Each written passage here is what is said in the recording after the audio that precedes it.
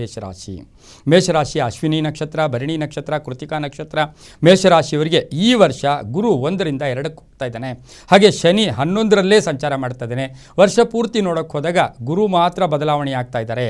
1ನೇ ತಾರೀಕು 5ನೇ ತಿಂಗಳು 2024ರಂದು ಗುರು ಬದಲಾವಣೆ ಆಗ್ತಾ ಇದ್ದಾರೆ. ಎಲ್ಲಿಂದ? ಮೇಷದಿಂದ ವೃಷಭಕ್ಕೆ ಬರ್ತಾ ಇದ್ದಾರೆ.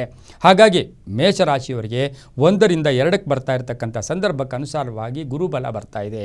ಈ ರಾಶಿಯವರಿಗೆ ರಾಹು ಕೂಡ ಮೀನರಾಶಿಯಲ್ಲಿರ್ತಾರೆ, ಇನ್ನು ಕೇತು 6ರಲ್ಲಿರ್ತಾರೆ, ರಾಹು ಮೀನದಲ್ಲಿ 12ರಲ್ಲಿರ್ತಾರೆ. ಇದನ್ನೆಲ್ಲವನ್ನು ನೋಡಿ ವರ್ಷದ ಫಲಾಫಲ ನೋಡೋಕೆ ಹೋದಾಗ ಈ ರಾಶಿಯವರಿಗೆ ಸಾಕಷ್ಟು ಶುಭದ ಫಲಗಳಿರುತ್ತೆ. ಕೆಲಸ ಕಾರ್ಯಗಳಲ್ಲಿ ಜಯ ಆಗುತ್ತೆ. ಆರ್ಥಿಕ ಯೋಗ ತುಂಬ ಚೆನ್ನಾಗಿರುತ್ತೆ. ಹಾಗೆ ಈಗಿರ್ತಕ್ಕಂಥ ಕಷ್ಟ ಕಾರ್ಪಣ್ಯಗಳು ಕಡಿಮೆ ಆಗುತ್ತೆ. ಮನೆ ಯೋಗ ಇರ್ತಕ್ಕಂಥದ್ದು. ಆದರೂ ಕೂಡ ಗುರುವಿನ ಲೆಕ್ಕಕ್ಕೆ ನಾವು ನೋಡೋಕೆ ಹೋದಾಗ ಆದಿಯಲ್ಲಿ ಇವರಿಗೆ ಗುರು ಸ್ವಲ್ಪ ಅಶುಭ ಆದರೂ ಕೂಡ, ಪ್ರಾರಂಭದಲ್ಲಿ ಈಗ ಅಶುಭ ಆದರೂ ಕೂಡ ಮೇಯಿಂದ ಆಚೆ ಬಹಳಷ್ಟು ಶುಭ ಫಲ ಕೊಡ್ತಾನೆ. ಹಾಗೆ ಶನಿ ವರ್ಷ ಪೂರ್ತಿ ನಮಗೆ ಕುಂಭರಾಶಿಯಲ್ಲಿರ್ತಕ್ಕಂಥದ್ದು. ಈ ರಾಶಿಯವರಿಗೆ ಮನಸ್ಸಿನ ಚಿಂತೆಗಳು ದೂರ ಆಗುತ್ತೆ. ಕೆಲಸ ಕಾರ್ಯಗಳಲ್ಲಿ ಒಳ್ಳೆಯದಾಗುತ್ತೆ. ಆರೋಗ್ಯದಲ್ಲಿ ಸುಧಾರಣೆ ಆಗ್ತಕ್ಕಂಥದ್ದು. ಹಾಗೆಯೇ ನಿವೇಶ ತಗೊಳ್ತಕ್ಕಂಥದ್ದು, ಮನೆ ತಗೊಳ್ತಕ್ಕಂಥದ್ದು, ಶುಭ ಕಾರ್ಯಕ್ರಮಗಳು ಮನೆಯಲ್ಲಿ ಆಗ್ತಕ್ಕಂಥ ಯೋಗ ಕೂಡ ಇರುತ್ತೆ. ವಿವಾಹಾದಿ ಮಂಗಳ ಕಾರ್ಯಗಳು ನಡೆಯುತ್ತೆ. ಆರ್ಥಿಕ ವಿಷಯದಲ್ಲಿ ಭಾಳಷ್ಟು ಬದಲಾವಣೆಗಳಾಗುತ್ತೆ. ಉದ್ಯೋಗದಲ್ಲಿ ಬದಲಾವಣೆ ಆಗ್ತಕ್ಕಂಥದ್ದು, ಉದ್ಯೋಗದಲ್ಲಿ ಬಡ್ತಿ ಸಿಗ್ತಕ್ಕಂಥದ್ದು. ವಿದ್ಯಾರ್ಥಿಗಳಿಗೆ ಏನು ಮಾಡಿದ್ರೂ ಕೂಡ ನಾವು ಸಫಲತೆ ಆಗ್ತಾ ಇಲ್ಲ, ನಮಗೆ ಜಯ ಇರಲಿಲ್ಲ ಅಂತಕ್ಕಂತಹ ವಿದ್ಯಾರ್ಥಿಗಳಿಗೆ ಒಳ್ಳೆಯ ಶುಭ ಫಲ ಬರುತ್ತೆ, ಸಫಲತೆ ಬರ್ತಕ್ಕಂಥ ಯೋಗ. ರಾಜಕಾರಣಿಗಳಿಗೆ ಶುಭ ಆಗ್ತಕ್ಕಂಥ ಯೋಗ. ರೈತಾಪಿ ವರ್ಗದವರಿಗೆ ಉತ್ತಮ ಬೆಳೆಗಳಾಗ್ತಕ್ಕಂಥ ಯೋಗ ಕೂಡ ಇರುತ್ತೆ. ಇನ್ನು ರಾಹು 12ರಲ್ಲಿರ್ತಕ್ಕಂಥ ಸಂದರ್ಭಕ್ಕೆ ಅನುಸಾರವಾಗಿ ಟೈಮ್ ವೇಸ್ಟ್ ಮಾಡಬೇಡಿ. ಸುಮ್ಮನೆ ಅನ್ನೆಸರಿ ತಿರುಗಾಟಕ್ಕೆ ಕೂಡ ಬೇಡ ಅಂತ ಹೇಳುತ್ತೆ.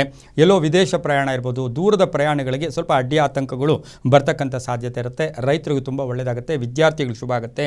ಇಂಜಿನಿಯರಿಂಗ್ ವಿದ್ಯಾರ್ಥಿಗಳಿರ್ಬೋದು, ಅಥವಾ ಇಂಜಿನಿಯರ್ಸ್ ಇರ್ಬೋದು, ಕಾಂಟ್ರಾಕ್ಟ್ದಾರರು ಇರ್ಬೋದು, ಇವರಿಗೆಲ್ಲರಿಗೂ ಸಹ ಸಾಕಷ್ಟು ಶುಭ ಫಲಗಳು ಸಿಗ್ತಕ್ಕಂಥದ್ದು.